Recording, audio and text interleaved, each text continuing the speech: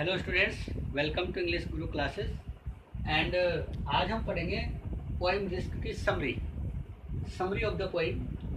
तो poem risk में बताया गया कि life is full of risk and every step of life is full of risk.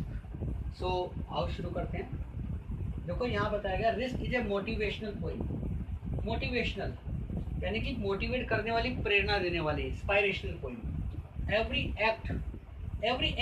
Every work to be done by human being, इंसान के द्वारा किया गया कोई भी कार्य एंटिसिपेट रिस्क, उसमें रिस्क शामिल होता है, उसमें जोखिम होता है।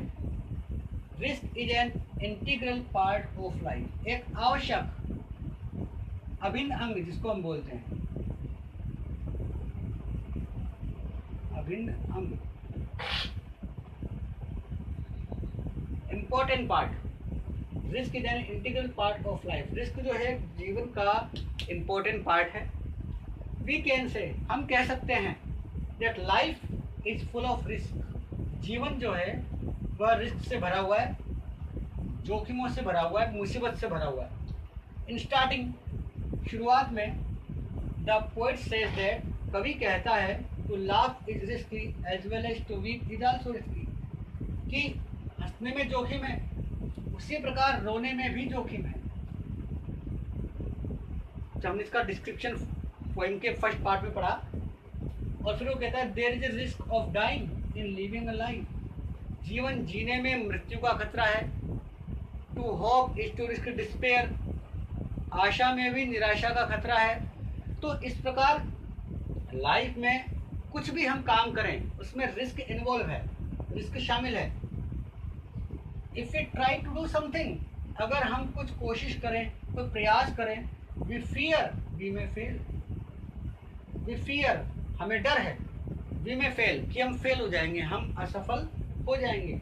सो इसलिए the poet wants to say, कवि कहना चाहता है that if you want to do something, अगर आप कुछ करना चाहते हो, टू अचीव समथिंग, कुछ प्राप्त करना चाहते हो, you will have to take risk, तो आपको रिस्क लेना पड़ेगा, आपको जोखिम उठानी पड़ेगी। If you don't take risk, अगर हम जोखिम नहीं उठाते, रिस्क नहीं लेते, there is chances for avoiding sorrow and painful situation in life.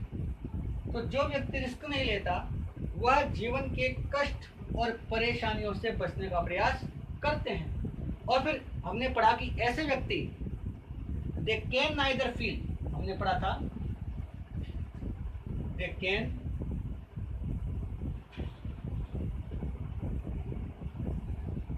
Neither feel nor live a life properly, ना तो वह जीवन जी सकते हैं, ना वो जीवन में कोई फील कर सकते हैं, उनके जीवन में कोई फीलिंग नहीं होती। दे लॉस्ट देयर फ्रीडम, और फ्रीडम ऑफ थॉट्स, विचारों की जो आज़ादी है वो खो देते हैं, एंड बिकम स्लेव, और वे गुलाम बन जाते हैं अपनी भावनाओं को।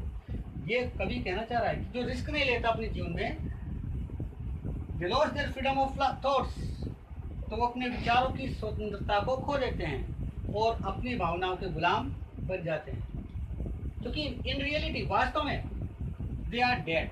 फिर ऐसे व्यक्ति क्या हैं?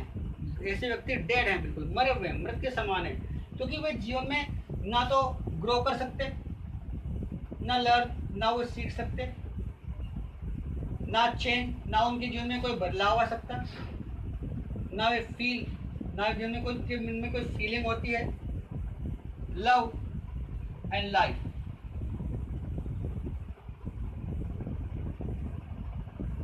और ना उनके मन में कोई प्रेम होता है, कोई भावना होती है, एंड लाइफ, और ना उनका जीवन ही नहीं होता। फिर ऐसे व्यक्ति केवल स्लेव होते हैं, गुलाम होते हैं। तो the whole poem is a motivational poem and poet wants to say, कवि कहना चाहता है कि risk must be taken if you want to do something in our life, if you want to get something in our life, if want to achieve something in our life, अगर हमने जीवन में कुछ करना है, कुछ प्राप्त करना है, कुछ बनना है, तो हमें रिस्क लेनी ही पड़ेगी। और इसमें एक इम्पॉर्टेंट बात ये बताई गई, there is a greatest hazard in life to risk nothing. जीवन में जोखिम न लेना ही सबसे बड़ा खतरा है। तो ये बहुत अच्छी पोएम है, आज हमने इसकी पोएम समरी पढ़ी। और आप मुझसे कंसल्ट कर सकते हो। If there is any doubt then you can contact.